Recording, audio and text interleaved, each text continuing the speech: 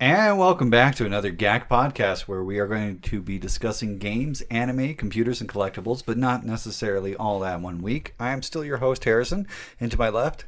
Hi, I'm Faust. And to my right... James. And we're going to get into a lot of things for this week, but I think from some of the news stories we read, it's...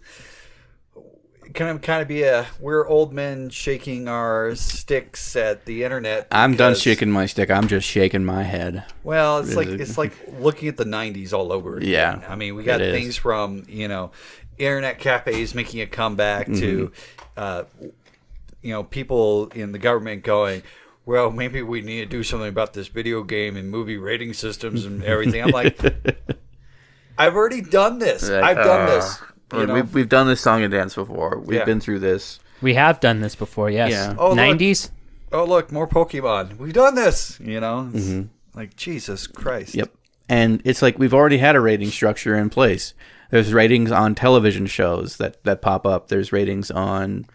There's been ratings on movies for a long time. The ESRB was formed voluntarily before there was a federally established ratings board. Something like the MPAA or...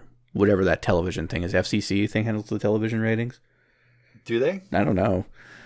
It's just something that started showing up. It's like, oh, this is TVY. I'm like, well, that sounds boring. MA-17. Yeah. I'm like, yes, watching that. There we go. Game of Thrones. The thing about it is that you put the rating system on, and then we still have places like Showtime where it's like you can kind of know. It doesn't matter what they're trying to do as far as a period reproduction piece.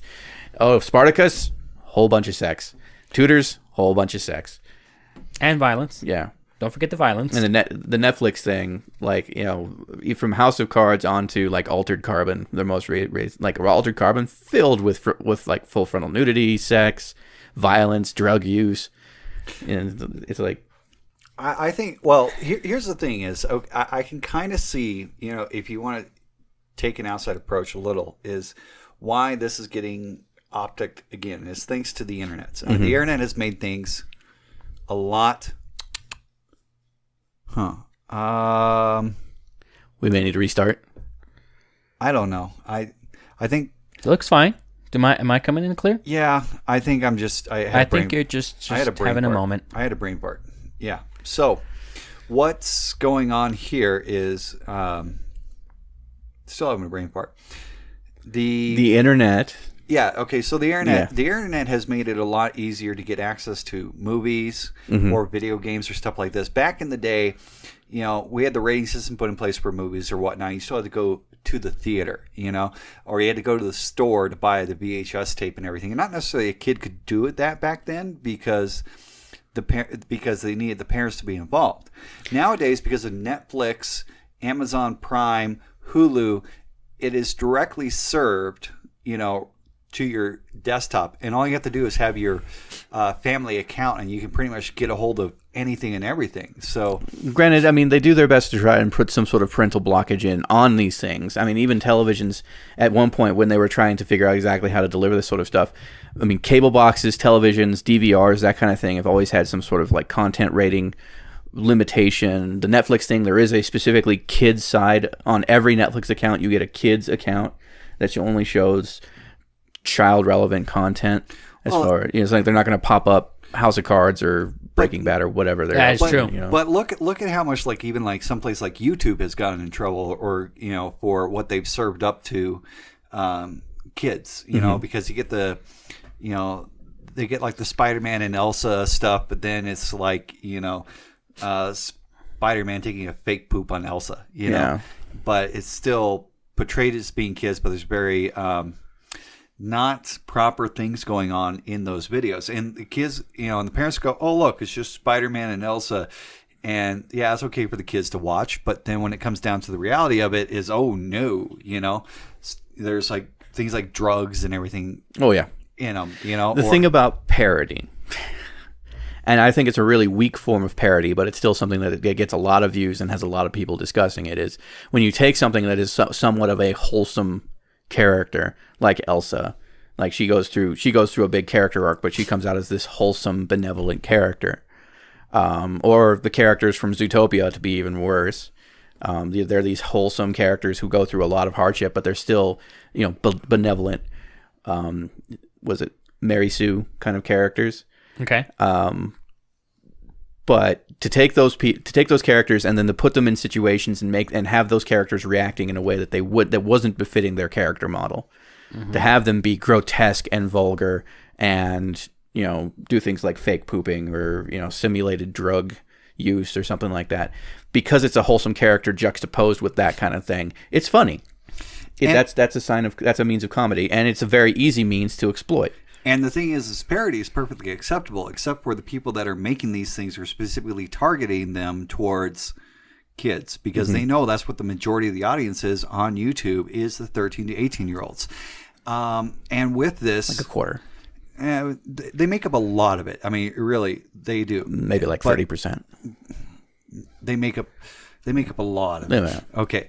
So the problem is I think the rating systems do need to be overhauled nowadays, because the thing is the rating systems were all put in place for a time where if you wanted it, you almost had to go to the store with your parents. Or if you went to the store, there was ability for the salesman to go, there's this and this and this in the game. Are you sure you want to get this for the kid? And then that gave the ability for the parents to go, no, because that was a pretty common occurrence for many a kid back in the day at GameStop, where they'd go in and kid be like, I want this one, it's gut shooter number 5 or something like that. And the parents would take it up, and the people were like, you realize this game's recommended for like 17-year-olds and up, right? That it's got all this nasty violence in it, and prostitution and all this drugs and drugs and stuff, and then the parents were like, well, I don't want that for my kid. I personally had family members who refused to let their children play video games where they were allowed to shoot police officers. Even if that wasn't part of the game, it was just something optional. If you were capable of shooting a police officer, they weren't allowed to play that game. So there's a lot of police officers in that side of the family. Yeah. I remember seeing online also tales from ex-Blockbuster employees, or at least one particular employee, saying it was very common for a parent to be coming back in with a video game or a video that their child had rented off of their account without their knowledge. Like the kid just showed up with their card, rented something, and then they go home and they're watching this. I think it was an anime back in the time where they weren't really sure what. Yeah, there wasn't really types of anime. Just all anime was anime.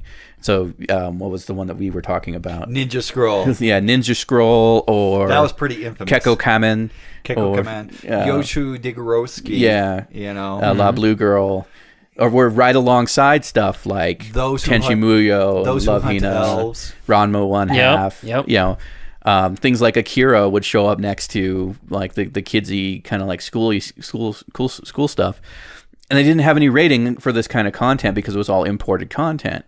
So a kid goes and rents one of these animes, think like Ninja Scroll or something, goes home and is watching it. Parent catches them watching it, and it's during one of those times when your parents always walk in while you're watching anime. They don't bother seeing like the big character arcs and the major battles. It's usually when they walk in, it's the swimsuit issue.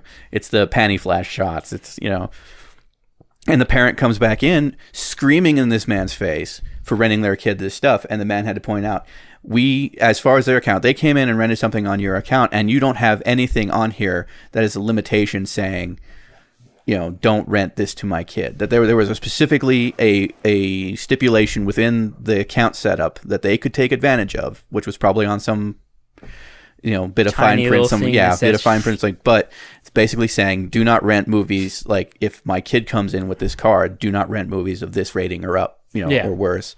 And they didn't put that limitation on. It's like, well, you should have known better than to rent my kid something. It's like, look, it's not my job to decide what you and your kid can rent. I'm here to rent. It's my job to rent movies. It's your job to decide which content your kid gets access to. Yeah, and that's the thing is, I mean, there was that argument back in the day, a little, but it still put it back onto the parents, and the parents have the ability to decide. But the thing is nowadays is a lot of parents just aren't paying attention, and again, it's because there's not that threshold of pain, when it comes to getting it on Netflix or YouTube or something. You just have a family account. You let them have it there. You can buy the games on Steam and everything else. It also doesn't help that you have all these Flash games and everything that are able to be played. That are the only thing that gates them is just their insistence that they are over 18, putting in a birth date that's makes them 18 or older. Yeah, or something like that. Like there's no proof of age verification or anything like that. And the thing about it is the same argument back then is the argument that comes up now is And this is exactly why rating systems haven't worked and won't work, is because you need a standardized rating system that is enforceable based upon the parental unit. It is something that if it comes down to the point of consuming, the point of consume is where the parents gate that and say, this is the rating structure that I'll allow. This is the rating structure where I have to be present or I will not allow. And that's the thing, is it really does require the parents to be involved, because I mean the thing is like, let's say the rules get changed so that anybody on the account, their birth date has to be put in, okay? But what's to stop a parent from just giving the password to that account to the kids? And on Netflix, it's you have the password, but unless you lock down the other person's account, you could just log into the other person's account and watch that movie, and they won't know any better, because they'll just be like, oh, I must have watched this movie at some point. I mean, Hulu, Vudu, Netflix, all of these other ones out there, if you have somebody's password to these things, they can have up to like 5 separate IPs logging into the same account or something like that. So the kid may even just have access to somebody else's Netflix where they don't have that restriction on. So it really does come down to the parent taking an active interest in the kinds of media the child is consuming and what effect that has on the child, how they view the world and everything. Agree. So it is a matter of education, communication, and discussion. And a matter of rating systems. A rating system is just there as a litmus test. Yeah. It's not supposed to be the end-all, be-all, this is bad, this is good. This is the level of maturity. This is the level of education that you need to understand. This is what you have to be to watch this movie. And if you don't like it, there should be a way to restrict access to that kind of content, but that's a blanket account policy that is still gated by the person in charge of that account. And this is where I think it needs to be an overhaul. It's like, if politicians are going, violent video games and violent movies are the problem, I think that's backwards. That's backwards and overly simplified. Way backwards. Because we have seen this all the way back in the 90s, where these things get accused of causing issues or violent crimes and everything like this. But when a politician goes, we need to do something with the rating system, or maybe we need to put a rating system in place. And I know that there's some, we already have one in place. But if you take a step back and look at it, I'm like, the rating systems probably need to have some way to be revamped to basically catch up with the internet times, because they were all put into place when there was a retail store, brick and mortar time. Blockbuster. Blockbuster, Hollywood Video. Suncoast Video. I rented my first animes at Hollywood Video. I rented Kekko Kamen as like a 14 or a 15-year-old. Yeah. And that's not the kind of video anime you want to rent to a 14 or a 15-year-old. No, you don't even want to. It's pretty passé compared to what's been out now, but back then. But nowadays we have things like, we have RedTube, we have Pornhub, we have YouTube, and all these things are just a fingertip away and so much easier to get a hold of. Every device, tablets, PCs, phones. I've seen it on DSs and PSPs, like handheld stuff. If it can connect to the internet in some way, there is going to be a way. You can put a web browser on it, and then you've got porn. Yeah, even with having like HBO and Game of Thrones with its sexploitation and everything like that, you can get that through Hulu and whatnot. If you have a family account, then your kids can watch it also. So Showtime shows. Skinamax.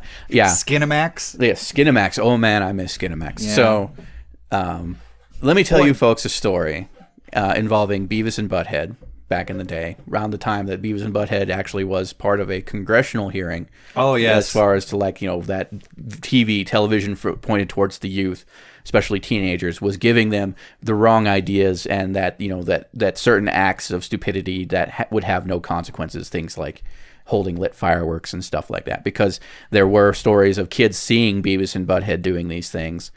And then them trying to imitate it and getting in trouble. And the congressional hearing, or the hearing that the legal side of things that happened after that fact involved, basically proved that it wasn't on the show creators or the distributors. It wasn't on MTV or Mike Judge for these kinds of things. It was on the parents for not keeping track of what the kids were watching and everything like that. My mother saw at least the result of that, and that Beavis and Butthead was giving these kids these ideas and stuff like that. And so my mother, being very forward thinking, came to me and my brother and said, I don't want you guys watching that Beavis and Butthead show. we loved Beavis and Butthead. Yes. We absolutely enjoyed it. We thought it was hilarious. It looked so stupid. We knew we were never going to try anything that they ever did because it was just them. It was like, we are so glad we're not that dumb. And it's so funny with all this because, like, The Simpsons, Beavis and Butthead, Ren and Stimpy were the controversial things for us as kids. Since then, Jackass has been glamorized, and people are doing stunts and stupid things on YouTube all day that kids get to see. And there's no rating system on any of those videos. Look at Logan Paul and Jake Paul. They are... Oh my gosh, they are like a living Beavis and Butthead, you know, or Jackass, where they are, you know, there's no rating on their videos, but the stuff they do in those videos, you know, really, as a parent, I'd be like, no. It's pretty bankrupt, intellectually bankrupt. So, back to my story. The thing was, Mom had gone far enough to know that Beavis and Butthead equals bad, and came to us and said Beavis and Butthead equals bad, and we were like, yeah, we know, we watch it, but... You know, and so we said, well, if it bothers you that we watch it and that, you know, we enjoy it, we understand we would never do anything. But we said, okay, we'll not watch Beavis and Butthead. We knew, at least, we suspected that while Mom had heard Beavis and Butthead is bad, she had no clue which of the mountain of cartoons and shows that we watched was Beavis and Butthead. Really? Yeah. We basically... Most parents didn't know. They just kind of walked in and went, you need to stop doing this. We're like, whatever it is, stop doing it. So this was around the time when show ident tags were starting to show up on all of the stuff. It was sort of like the little thing down on the bottom that now it's sort of a watermark. But back then it was sort of a logo that they would just superimpose over an episode. And it would put the Beavis and Butthead logo over the episode. So when we were watching it, what me and my brother would do would be we'd stack up a bunch of VHS tapes and soda cans to block that ident tag that says it's Beavis and Butthead. And we'd be sitting there watching it. And I remember at least a couple of times where Mom would come back, take a look at the TV, see Beavis and Butthead on the TV and be like, this isn't that stupid show I told you not to watch, is it? And we would like, no. And she goes, okay, just don't watch it. And then just left. And I mean, we knew it was dumb stuff. Kids are smarter than people give them credit for. They're not absolutely grown and mature and intelligent, but they are still capable of drawing their own conclusions about things. And as long as you properly communicate and educate them to be like, you know that this is bad and that these things have consequences and can permanently mess up your life, right? And the kid goes, yeah, I'm not going to put fireworks in frogs' asses, you know. No, because we would use magnifying glasses to burn ants, you know, instead. Well, that's different. Yeah. That's called science. So is putting a firework in a frog's ass. I never wanted to blow up an animal. No. Yeah. I mean, even with all that stuff, you know, it's like you go through another phase when you hit 21 or 18 and alcohol's induced. Yeah. You know, like... Yeah, the first time I got drunk was 19, and I found out it was a thoroughly unenjoyable experience. There's been plenty of interesting things that we've done, you know. As kids, especially teenagers, you know. And that's part of growing up, you know, is living those experiences and everything. Yeah. And to remove or limit the impact of these experiences could almost be as negative an effect as having these experiences just delivered unmitigated without any communication about the consequences of such things, about being serious about it, which is a weird thing to do for entertainment. Entertainment is almost the point in time where you're not supposed to be serious about these things. And, I mean, for a generation that grew up watching cartoons, we never believed that a coyote would order... you know, rockets and anvils and various catapults and other traps to try and catch roadrunners in real life. Nor do we believe that if we wanted to catch something as fast as a roadrunner, if such a thing existed, that we would go through all the trouble that the coyote went through.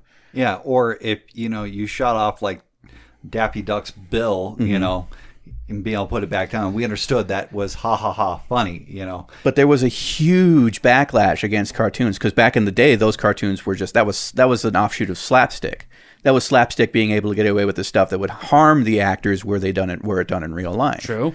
So they were able to put something, you know, more slapsticky, more grotesque out there, you know, exaggerated, and get it in front of audiences, and the audiences responded favorably to that kind of thing. It's just when it started getting distributed and kids would grow up seeing it generations hence that they started having this backlash, and then they looked at the further extremes because, in a way, Mickey Mouse and Looney Tunes begets Beavis and Butthead, Ren and Stimpy begets Courage the Cowardly Dog.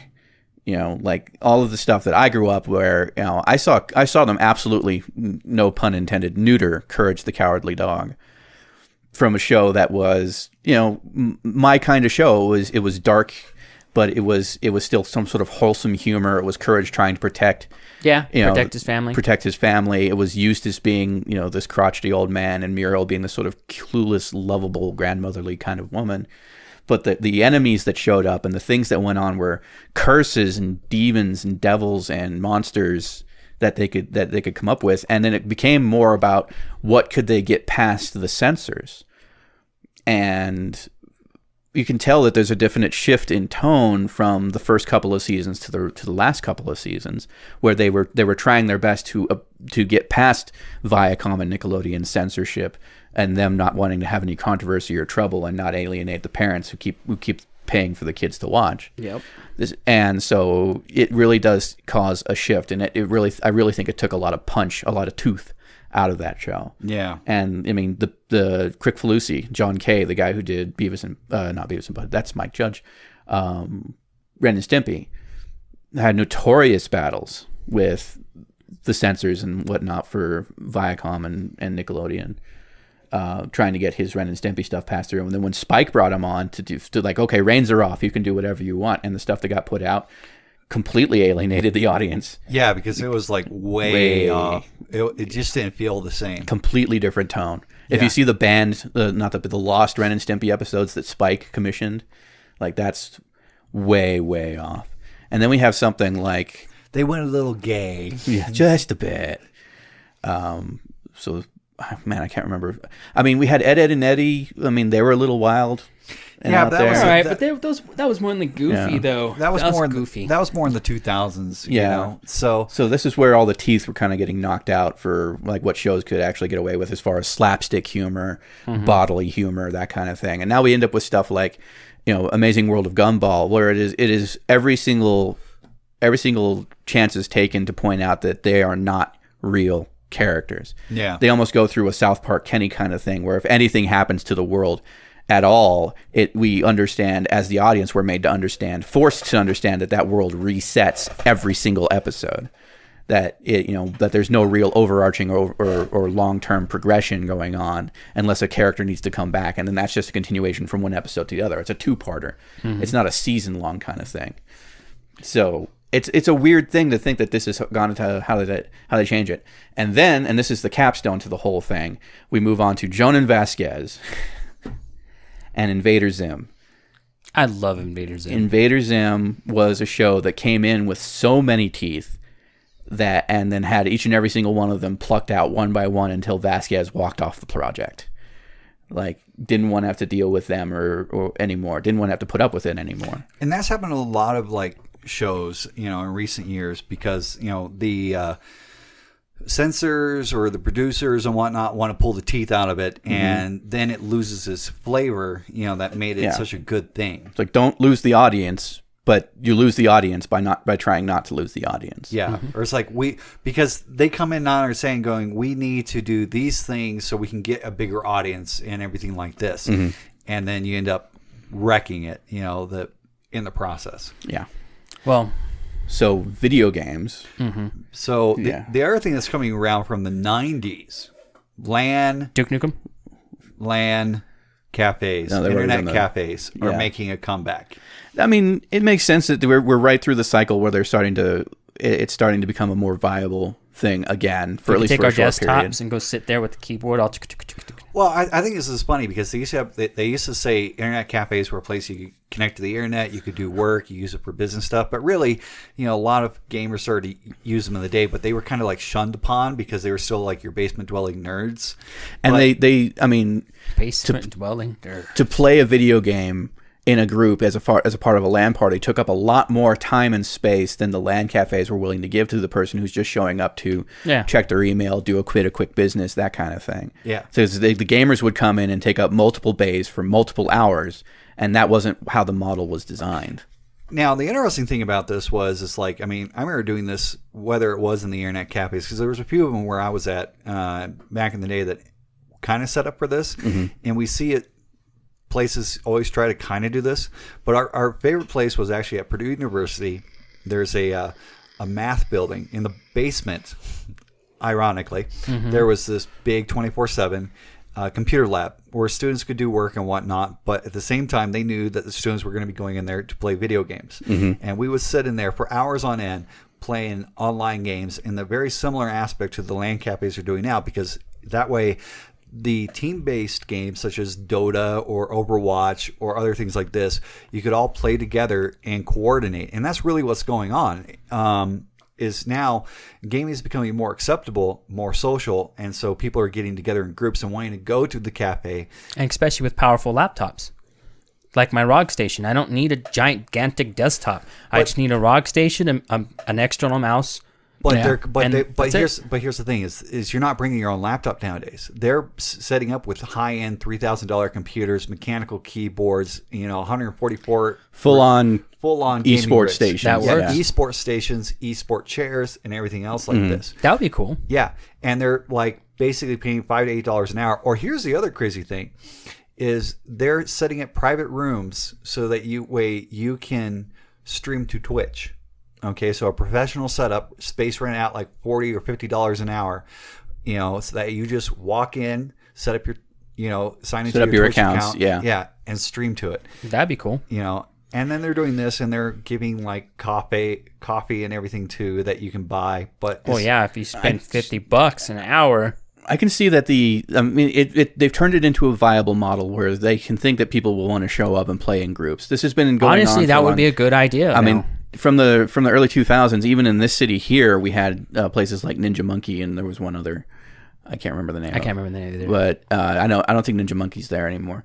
But the idea was you showed up and you could pay to play video games in their space, and they would stay open for almost all hours most of the time or something. And that was a viable model to them for people to come in and pay to be able to play for an hour or so. And there's for the people who didn't have access to a particular system or a particular game, they could rent the games from these people.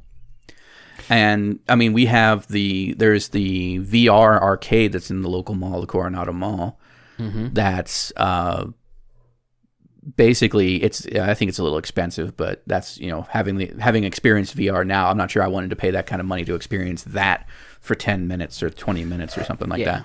So an internet cafe back in the day was more focused on giving people access to the internet at a time when broadband speeds weren't. But back in that day, you didn't have what we have now. So back in that day, it would just be emails. It would just be check some emails, videos, and that's it. Not necessarily, because in the late 90s, early 2000s, people were also going to them for the broadband access and for the higher-end PCs, because the prices dropped and everything for the home, playing at home and getting the computers at home. It made it so that the internet cafes kind of like crashed because people were just like, well, I can just play at home. But now it's interesting because now it's like they're going back to the internet cafes as a social luxury item. Yeah, and I think it's a good idea because honestly, I like playing Overwatch. I love playing Overwatch. You know this. And if I had a team that I could talk to in the room, that would make competitive battles so much easier because I wouldn't have to worry about someone derping somewhere because I have a team right there. So the one thing that I could see being of a major sort of competition as to why would I pay an hourly fee to do this why would I pay an hourly fee to do this with gather together friends so we can all show up and pitch in. I mean, granted, the fee is not off-putting. It's not that bad though. It's like $8. Yeah, like I said, the price is not off-putting. But why do I have to pay a fee for that if I can be at my computer at home and we can all be logged into a Discord server, which are free, and have the level of Discord capability, which is basically the same as being in the same room and talking to these people. Like, what is the benefit if I'm at my computer, which I know I can have set up optimally to play the game optimally, that I know my friends have PC set up to play the game optimally, and we can all be logged into the same voice chat room? Why do we need to be in the same room or in a room with a bunch of other people on the team as well? For us, that's not on different teams. For us, that's not the issue. But I have some people on my guild who have crappy internet in their neighborhood. They're in other states, of course, but they have crappy internet and their computer's not the best in the world. So in some cases, you're right. if like us, there's a difference. We have good computers. I have an excellent computer. You have an excellent computer. He has an excellent computer. We have passably decent internet. Comparatively. But we wouldn't have a problem with the people who don't have these high-end computers because they can't get any right now because graphics cards are ridiculously high priced because of the mining along with memory. So all they have is these computers that are passable. But that's not even the big thing, really. Is a shift in culture with gaming is because esports are becoming popularized because a lot of them are team-based, whether it's Dota with the MOBAs or League of Legends or whatever. Yeah, or Overwatch and the team-based shooters. The thing is like these internet cafes now are also running tournaments. So you have a social environment, and they are becoming more like miniature esports centers. You have like the Street Fighter tournaments. You have the Halo tournaments and everything, but it's all become more popularized now, and that's why we're seeing these LAN centers making a comeback. And those LAN centers are, I think, the way if they provide the computers, I think that would be a good idea. Because I remember when I went to a LAN event for Halo, the first Halo when it came out. Yeah, I had to lug my Xbox all the way down there. Yeah. Yeah, I remember that. And then so I can get my ass pwned by someone who is like 9 years old. Yeah, I will admit, not having not really access, 9, but you know what I mean. Not having access to the proper kind of connection or hardware needed to feel like that's not what's holding you back. Yeah, and to be able to apply your skill and hit a good rating for how skilled you are. Yeah, okay.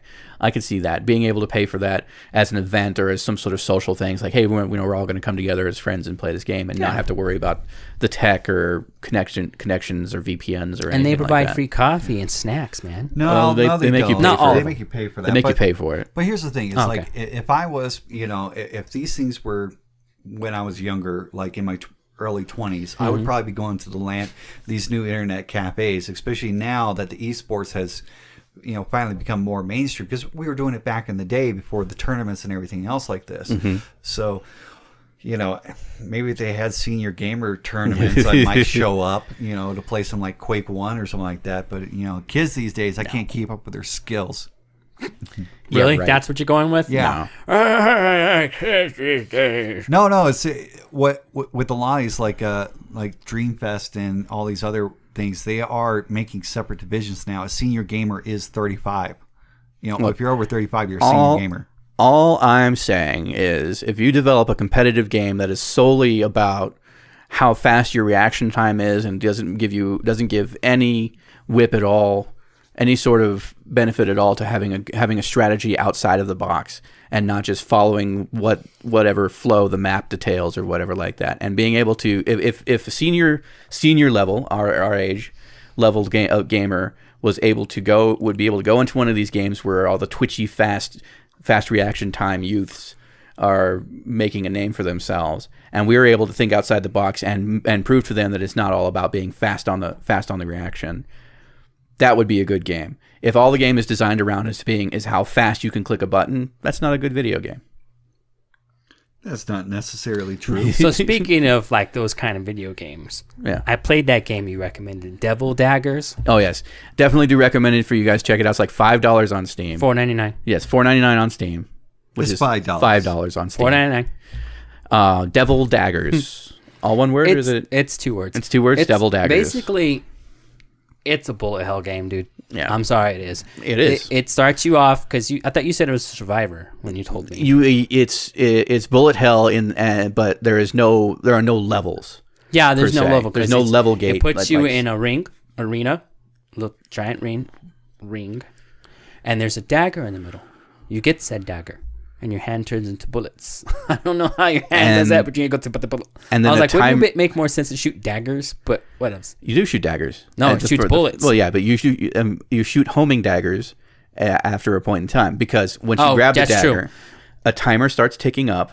Enemies start spawning in various waves and levels of difficulty, and the longer you go, the more cracked out and insane it gets. Except if they touch you once, you die.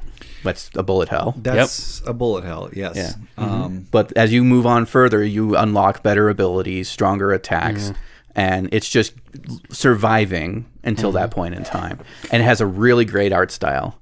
It does. I like it. Yeah, I give you that. For $5, it is totally worth it. Definitely. You should put a link on the bottom. I'll put a link in the description if I can remember. And there's not too many first-person shooter bullet hells. The only other one I can think of before this is one called Drunken Robot Pornography. Yes, I remember them. That's Dejoban. But otherwise, the game was not bad. I played a couple hours of it, see how far I could go. And that's the idea behind a survival bullet hell is, how long can you survive? It's just something that I could do when I'm not playing Final Fantasy or $5. I mean, or Overwatch. Let's put it this way: a cup of coffee, cake in a cup, Starbucks, is about $5. So, did you get as much enjoyment out of it as you would have gotten out of it? I got $5 worth. Yeah, you got $5 worth of enjoyment. Yeah. Good. That's a recommendation right there. Mm-hmm. Definitely. I give it an 8 out of 10. Mm-hmm.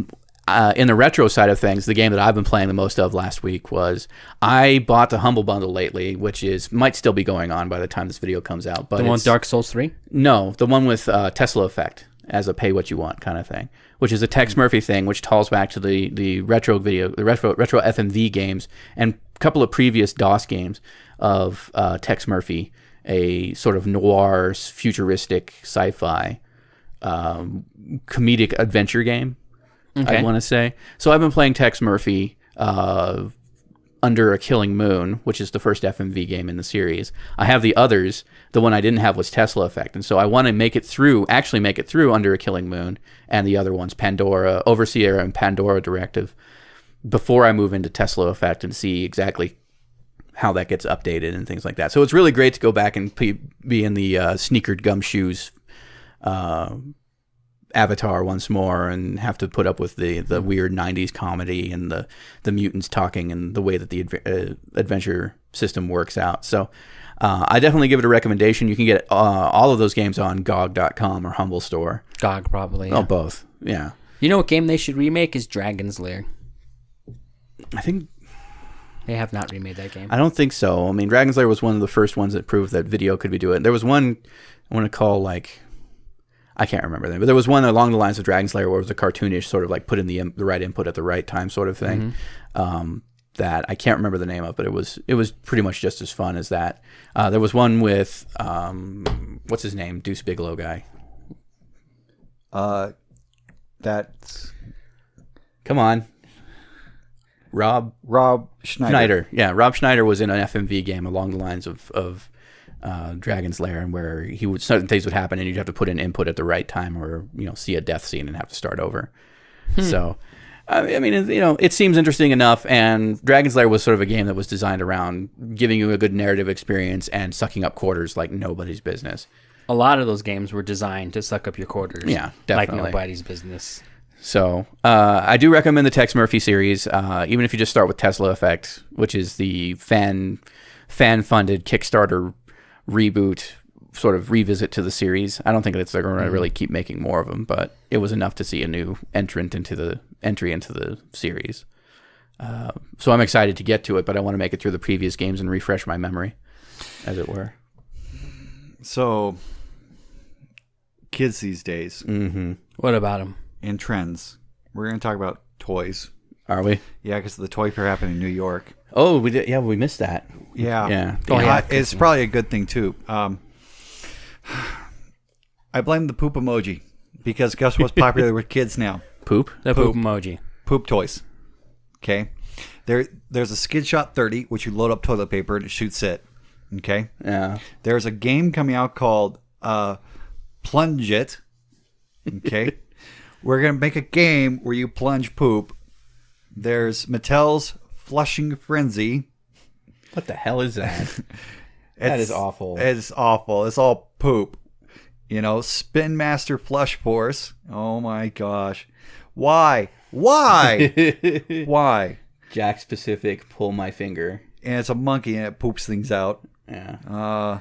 Okay, so pooping toys are nothing new. That's been kind of an ongoing sort of thing. Hasbro's Don't Step in It. Or you look game like where you don't step in dog poop. That really sounds gross.